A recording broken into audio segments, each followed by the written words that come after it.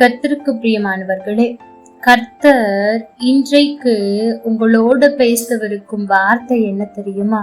கவனம் தேவை.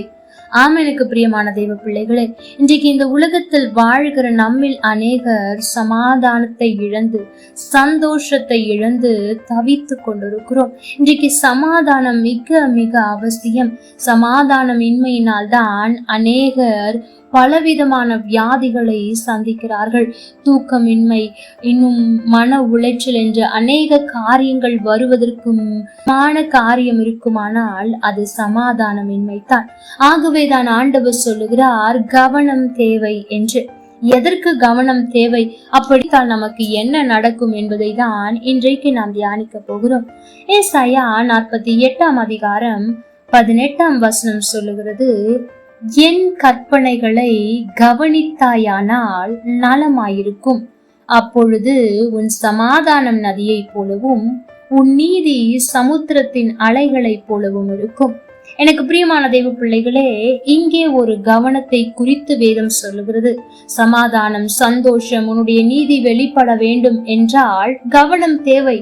எவற்றில் கவனம் தேவை என்றால் வசனம் அழகாய் சொல்லுகிறது, என் கற்பனைகளுக்கு கவனம் தேவை. எனக்கு பிரியமான தெய்வ பிள்ளைகளே, இன்றைக்கு அநேகர் வேதத்தை வாசிக்கிறதே இல்லை. இன்னும் ஒரு சிலர் வாசிக்கிறார்கள். எப்படி தெரியுமா? காலண்டரில் உள்ள சில வசனங்களை வாசித்து விட்டு செல்லுகிறார்கள். அல்லது ஒரு சிலர் தினமும் போடுகிற ஸ்டேட்டஸை பார்த்து விட்டு அந்த வசனத்தை வாசித்து விட்டு செல்லுகிறார்கள். இதுவல்ல வேதத்தை வாசிப்பது, இதுவல்ல வேதத்தை கவனிப்பது.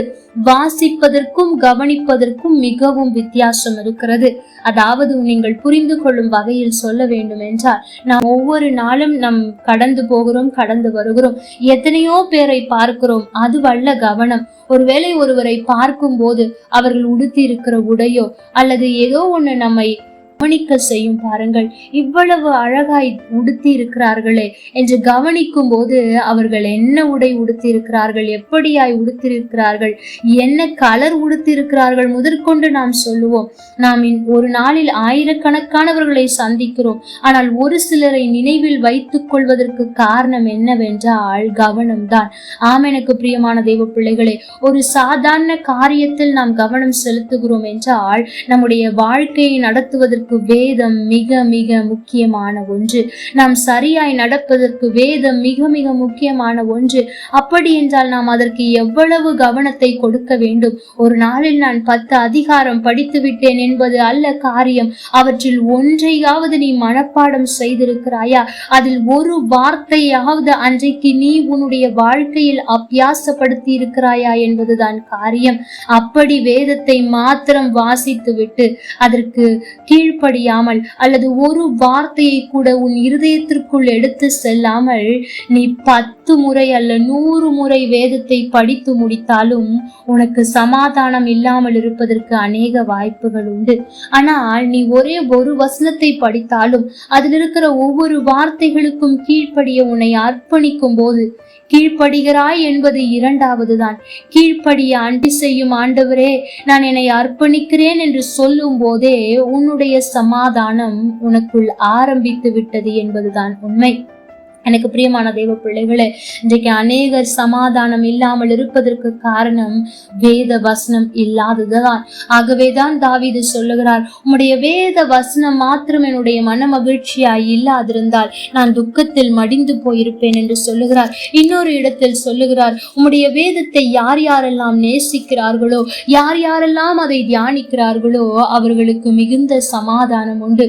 இன்னொரு இடத்தில் சொல்லுகிறார், உம்முடைய வசனத்தின் மேல் தாகமாய் இருக்கிறவர்கள் பாக்கியவான்கள் என்று. உம்முடைய வேதத்தில் தாகமாய் இருந்து இரவும் பகலும் அதை தியானிக்கிறவர்கள் பாக்கியவான்கள்.